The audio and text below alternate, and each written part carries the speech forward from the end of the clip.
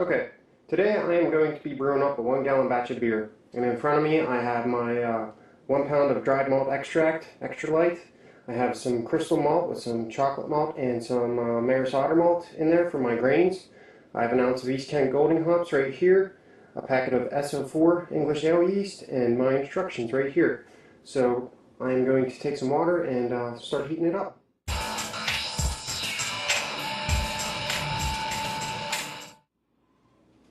Alright, I have my water up to temperature. I put about 1/3 of a gallon of water in here because I have some Maris Otter malt in this bag. I need to do a little bit of a mini mash, get some conversion from the starches to sugars in this. And the beer that I'm making today is an extra special bitter. You can see that there's also already some displacement in color.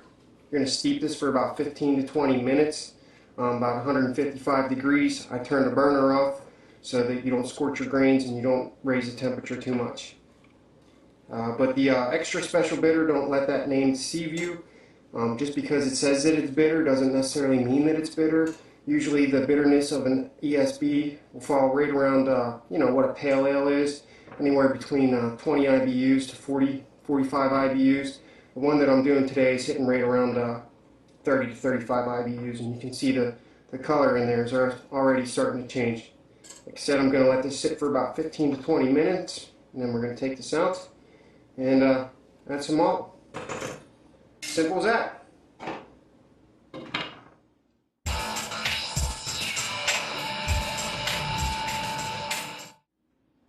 Okay, grains are done steeping. I'm going to pull these out, let them drip a little bit. I want to squeeze them.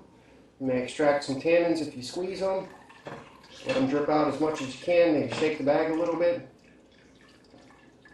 It already smells good in here. Yeah, that's good enough. And then I usually just drop these in a bowl over here and get the excess sugars out of there and then dump them back in. I have the rest of the 1 gallon of water that I'm going to be using to make this 1 gallon batch of beer. I'm going to dump this in right now. That's going to cool down the actual work. And what I'm going to do is I'm going to add all of my dried malt extract right now. And the reason why I like adding the dry malt extract to the cooler water is because it actually breaks down a lot easier than in hot water. In hot water, it really clumps up on you, gets really sticky and nasty, and it's just a little bit more difficult to work with. But this stuff dissolves really easy, especially if you have a whisk. You can see it's almost already dissolved right now. And once I get this dissolved in here, I'm going to turn up the heat and bring it up to a boil.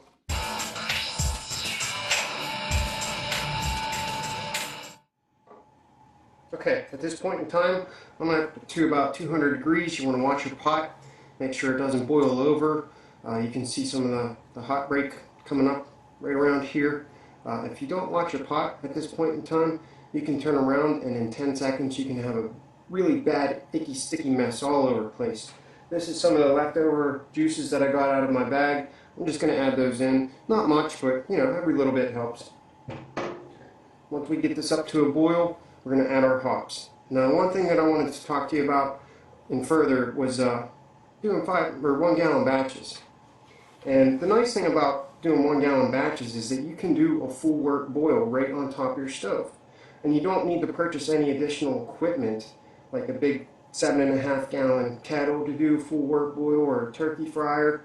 I'm using my spaghetti pot right here, and I can do my full boil right inside of this spaghetti pot. So it's really cost effective to do 1 gallon batches of beer. And another nice thing about doing 1 gallon batches of beer is that instead of being bound by 2 cases of beer and making 2 full cases of beer and having the possibility of you not liking that style of beer, you can do a smaller batch, a 1 gallon batch, and have 10 bottles of beer that you can try out and sample and see if you like that style of beer.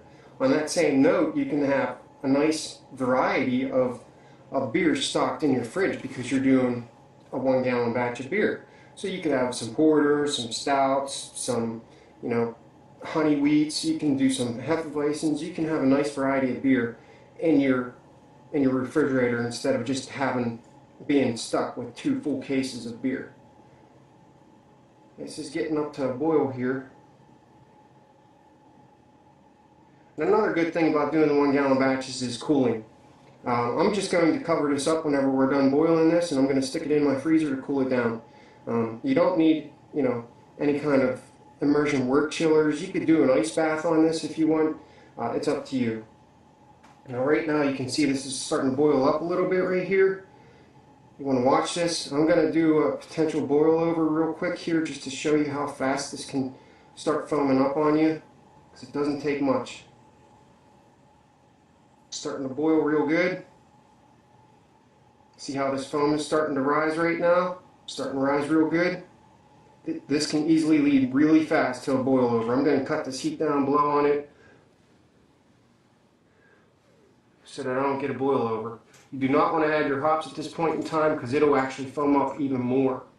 You just want this to get boiling. You want that hop break, which is coagulated proteins. What happens is they start clumping together and they get heavier and they'll start falling down to the bottom of the pot. Right now they're at the top, and once they start falling and subsiding to the bottom, that's when I'm going to add my hops. Really important to watch your boil. You do not want to mess. Your wife will kill you.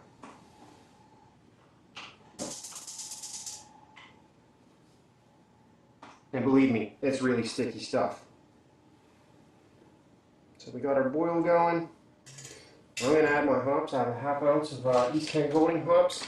Another nice thing about doing 1 gallon boils is you don't need as many hops. And I'm only boiling this for 15 minutes.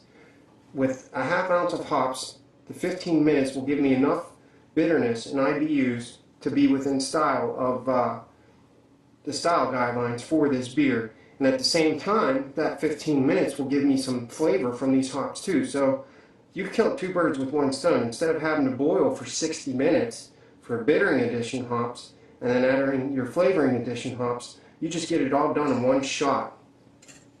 And that's another nice thing about doing this, is that you don't have to bother with waiting for your boil to come up to a boil because you have such a small quantity here. I'm going to let this boil for 15 minutes, like I said, and then I'm going to chill it down.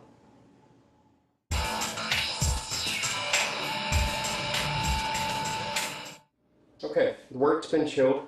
And right now what I'm going to do is I'm just going to strain this out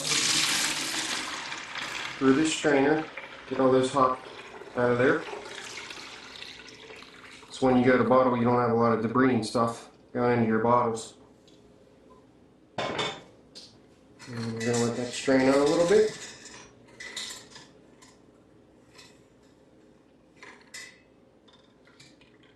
There's probably a little bit of cold break in that hops as well. And that's it.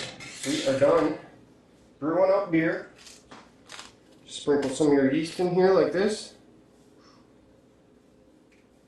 You're going to want to let this sit for about 7 to 10 days and do its primary fermentation. And when you're done with that, then you can go ahead and bottle it up.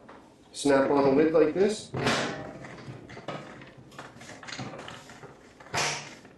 And that's it. That's how simple it is to make beer. So grab a kit from Ben's Homebrew and brew up some beer.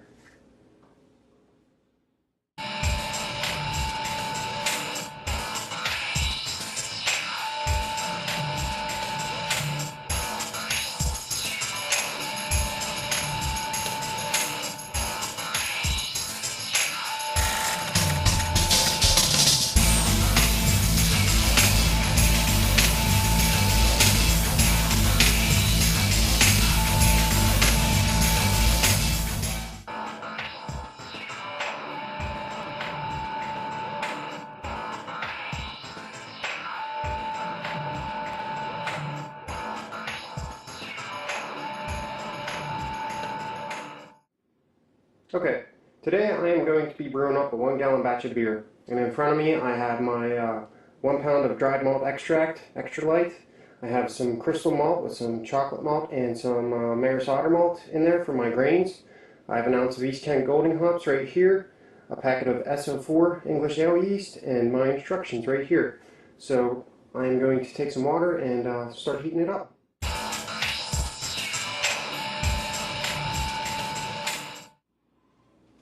Alright, I have my water up to temperature. I put about 1/3 of a gallon of water in here because I have some Maris Otter malt in this bag.